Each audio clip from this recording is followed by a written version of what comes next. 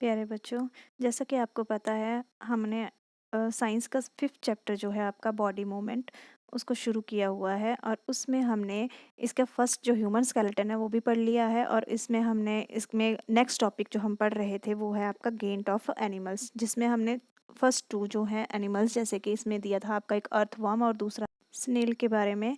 आज जो हम पढ़ेंगे वो है कॉकरोच। तो सबसे पहले कॉकरोच को आप ध्यान से देखेंगे और अपनी बुक्स सभी ओपन कर लें ताकि आपको साथ साथ में पता चलता रहे कि हम कहाँ से पढ़ रहे हैं। इसमें सबसे पहले आपको एक्टिविटी दे रखी है। तो एक्टिविटी में बोला है कि सबसे पहले आपने कॉकरोच को जो है वो ऑब्जर्व करना है कि किस तरह से दिखता कैसा है, चलता कैसा है, क्या क्या करता है। ये तो आप सभी जानते हैं, देखा होगा आपने कॉकरोच को। It is a brown black insect.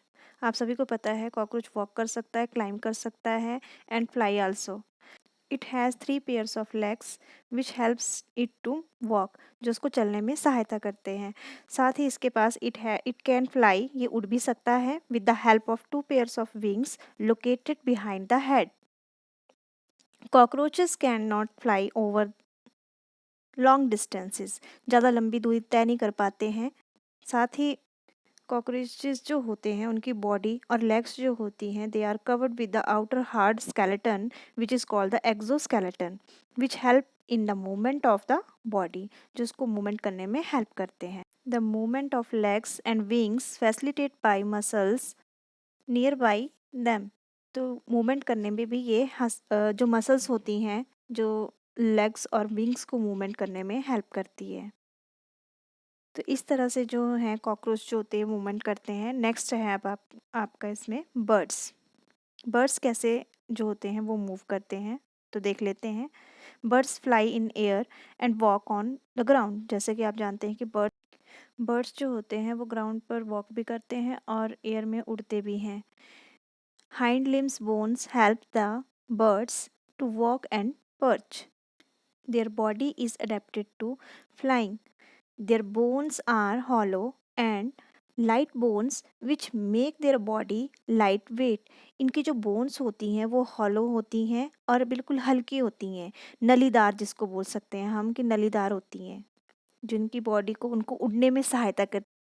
4 limbs जो होते हैं that are modified as wings, जो उनको उड़ने में सहायता करते हैं। जो विंग्स होती हैं वो स्ट्रॉन्ग फ्लाइट मसल्स के साथ जुड़ी होती हैं जो इन्हें विंग्स को अप और डाउन मोशन में मूव करने में हेल्प करती हैं। Breast bones is modified to the support these muscles. It is called the keen bones. Wings and tails help us them to balance the body in air। कि साथ ही इनकी body की जो शेप होती है दैट इज स्ट्रीमलाइन होती है, जो मिनिमाइज करती है air resistant during the flying. Some birds like duck, जैसे कि डक है, इनकी जो टोज होती हैं they are the webbed toes होती हैं जो उनको हेल्प करती हैं स्विमिंग के लिए पानी में, ताकि अच्छे से स्विम कर सके। तो आपने देखा पक्षी जो होते हैं, बर्ड्स जो होते हैं वो कैसे मूवमेंट कर सकते हैं और उनकी जो बोन्स होती हैं वो बहुत ही ज़्यादा हॉलो होती हैं, नलीदार होती हैं, जो हल्की होती हैं, जिसकी वजह से वो उड़ पाते हैं अच्छे से। तो ये एक विशेष जो होते हैं इनके फीचर्स होते हैं जो उनको हेल्प करते हैं मूवमेंट करने में। नेक्स्ट जो टॉपिक है वो है फ़िश। फ़िश के बारे में जानेंगे।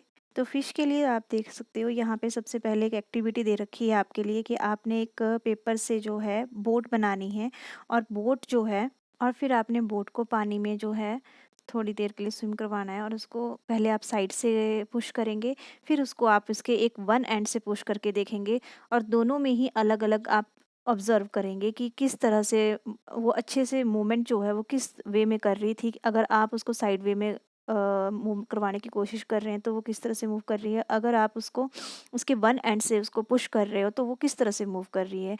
आप ऑब्ज़र्व करोगे, अगर आप बोट को एक एंड से जो है पुश कर रहे हो तो वो ईज़िली मूव कर रही है, अगर साइड से कर रहे हो तो वो ईज़िली से मूव नहीं कर रही है।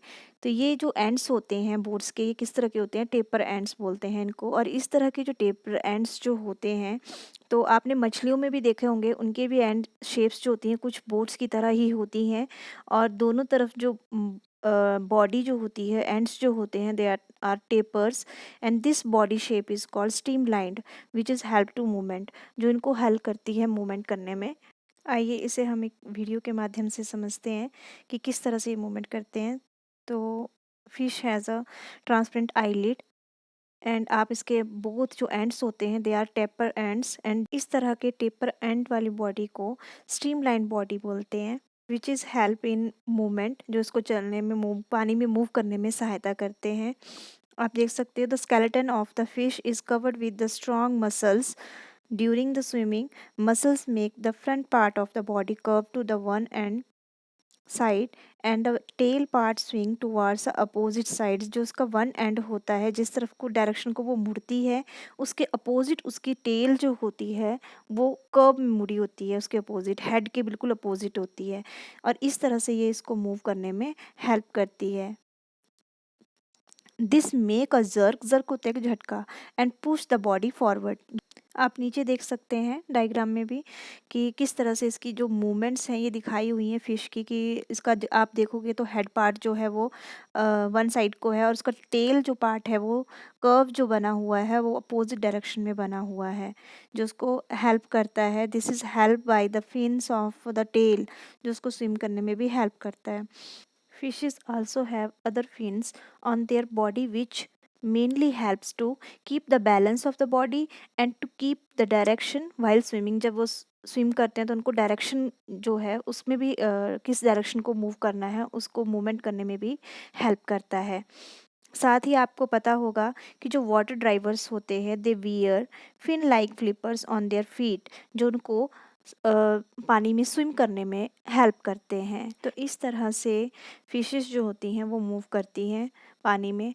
नेक्स्ट है इसमें आपका स्नेक। स्नेक्स जो होता है उसकी जो मूवमेंट है उसको बोलते हैं स्लिथर। तो हाउ डू स्नेक मूव, कैसे वो मूव करता है। Have you seen a snake, क्या आपने कभी स्नेक की मूवमेंट जो है उसको देखा है।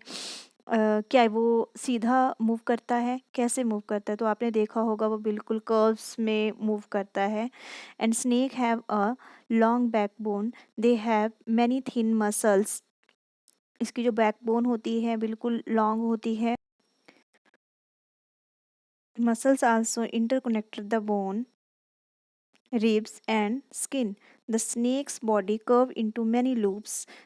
Each loop of the snake give it a forward push by pressing against the ground. Since its long body makes many loops and each loops gives it this push and snake moves forward very fast. तो जो loops जो होते हैं, जो curves जो बनते हैं उसको लूप्स बोल रहे हैं यहाँ पे। तो लूप्स जितने ज़्यादा होंगे उतने ही ज़्यादा फास्ट जो है वो स्नेक जो है वो मूवमेंट करेगा। जिसमें लूप्स कम बने होंगे, कर्व्स कम बने होंगे, उस वो वाला स्नेक जो है वो कम मूवमेंट करेगा, फास्ट मूवमेंट नहीं कर पाएगा। तो जितने ज़्यादा लूप्स बनते हैं उतने ही ज़्यादा फास्ट जो है वो सांप जो है वो मूव करता है। तो हमने फाइनली इसमें जाना चैप्टर में कि किस तरह से जो अलग अलग एनिमल्स जो होते हैं वो कैसे अपनी बोन्स और मसल्स से जो है उसकी हेल्प से जो है वो मूवमेंट कर पाते हैं। I hope you understand this topic very well. मिलते हैं नेक्स्ट टॉपिक के साथ। Thank you.